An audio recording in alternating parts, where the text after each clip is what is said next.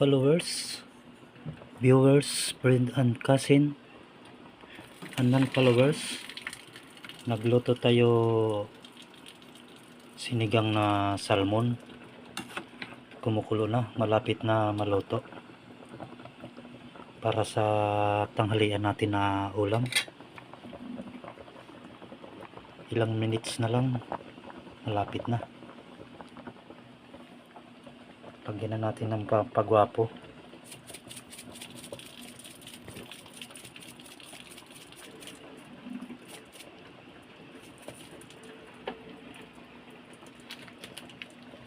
With magic sarap.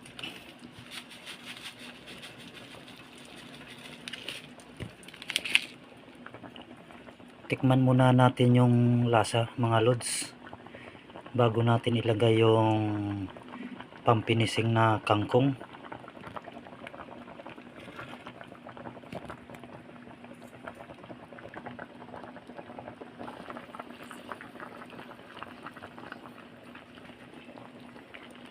Na mga lods, nilagay na natin yung kangkong. Mga ilang minutes lang yan, pwede na yan. Ready to lunch na. Luto na yung kanin natin. Finish na mga followers, non-followers, viewers and friends. Done na. Kain na tayo sa tanghalian.